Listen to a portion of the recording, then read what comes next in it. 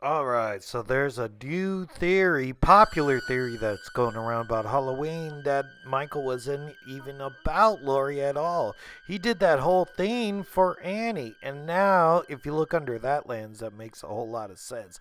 He put her next to the Judith gravestone, and you know how he feels about his sister. He's in love with the sister, just like how he's in love with Annie. Let's talk about it.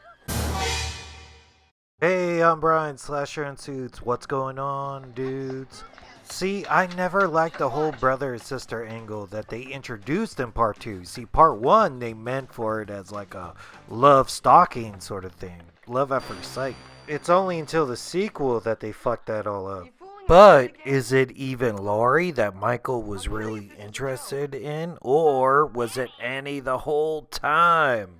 See, Michael's been locked up and he just broke out. He went back to his old house and he's like, man, I'm thirsty. I haven't seen a single female in a long time. And then this cute Lori comes knocking at his door. He's like, she's the one. Oh, she's pretty. I think I'm gonna stalk her the rest of the day. That is true until he ran into Annie. I think he's cute. Hey, jerk! Speed kills!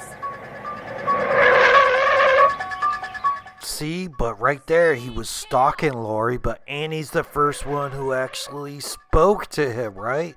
I guess she yelled at him for like speeding or anything, but he must be like, oh, wow, she has a mouth on her. I like that. But Michael's also committed to just Laurie. He just went, oh, she went by my house. I love her. Let me stalk her all day. Because that takes a lot of commitment, right? To follow her to school and everywhere else. But he only took a break of stalking the high school girls to stalk little Tommy Doyle for a bit.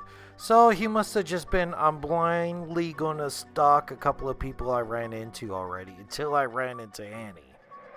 So in this new theory, it's just that he was stalking Laurie up until Annie said something to him, and he's like, oh, nah, Annie's my girl now. See, here's the real kicker on this theory, because Annie got the whole Judas Stone treatment. That's like his prize girl right there, so why would he put Annie there and not Laurie? Just because what, he was able to kill Annie first? Right? Even her kill order actually makes sense that she was a bigger priority than Laurie. I don't think now, think of it, I don't think he was thinking about Laurie at all.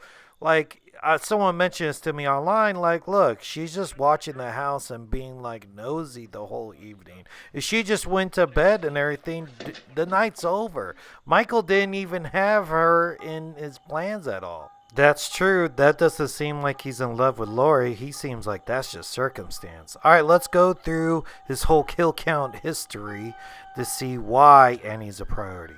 So, first off the bat, he kills his sister, who he is madly in love with, even as a child. Then, the next couple of kills he just had to do. He had to kill that Freddie Mercury truck driver, and he sadly had to kill that dog. Annie was going to go meet her boyfriend, so there you go. Michael Myers knew, and he was like, I'm going to kill you for that, cheating on me already. My fantasy girl, my fantasy crush. The next couple of people that he killed, like the first couple of kills were all necessary. Like the truck driver, the dog, they were sort of getting in the way, and these people got in the way, right? They came up on his house. He was just trying to make love to dead Annie all the time. Bob really was just in the way. I think he just crushes on girls, and that's a different thing that he has going, but definitely Bob had to go. Or here's something that's really depraved and sick. Like, yeah, he had to kill her, Linda, too. But remember how he stashed the bodies in that almost same sort of room? Maybe he wasn't even trying to have Laurie find them. Maybe his ultimate goal was just to have two witnesses to do this weird sort of wedding that he's going to do with Annie's body playing the part of Judith. That all makes sense more than just having counting on Laurie to be nosy and walk over there. He got arrested for the murder of his sister when he was just a little boy, right? Look at him. That is the last time we saw his face for a long time, and he was locked up a long time. So he missed out his teenage years, like learning how to drive a car and getting laid, right? It was his sister that started this all, and it's very Freudian, but I think he had a thing for his sister. He crushed on his sister as a little boy, like, hey, bro, you get off, that's my girl, anyone has my sister, it's me. Who knows, man? I think it just could be a ceremony for him to finally get laid, right? He's losing his virginity, he wants everything set up to be perfect, right? And he's gonna do Dead Annie. Probably at first he was like, alright, I'm crushing on Laurie. I want her to be my first, right? But then after Annie yelled at him at the car, it was all set from there. He was crushing on Annie ever since then. And he's probably all chubbed up. He saw a second pair of boobs on Linda like a couple of moments earlier. So I think he's all horned up. He's ready to get on with Annie. Right? That makes a whole lot of sense too, man. I don't know. The more I think about these theories, like the more I think about Annie is his prime, like his prime target, then I go, yeah, it does make a lot of sense. But alright, man, I'm talking about him losing his virginity and all that.